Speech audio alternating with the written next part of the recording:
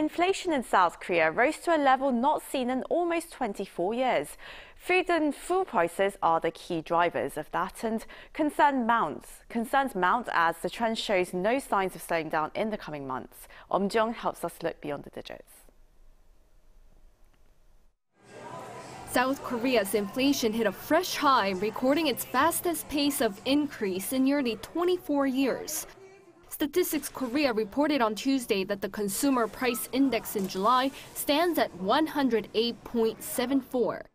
This is up 6.3% compared to the same period a year earlier, the fastest rise since November 1998.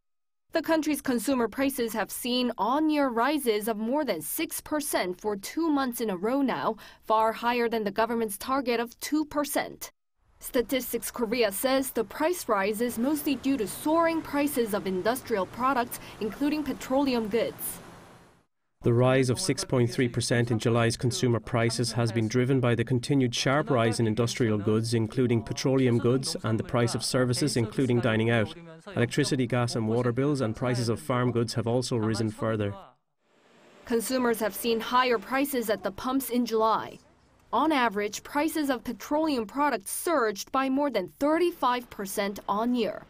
But the rise was slower than the previous month. Also, much of the July increase was driven by a jump in major items on people's grocery shopping lists, including prices of imported beef soaring close to 25% on year. The prices of vegetables also rose nearly 26% compared to a year earlier. Statistics Korea attributed this to the unfavorable weather and the increase in production costs. With soaring prices, some consumers are looking for more affordable options. Some fruits and vegetables previously weren't sold because they're relatively ugly or have scratches, but now they're up for sale as a cheaper alternative.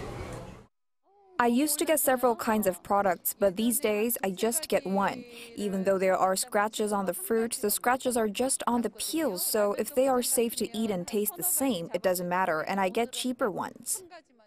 One expert predicts the country's inflation will peak in the second half of this year, but he says it'll depend on the economic and geopolitical situation abroad.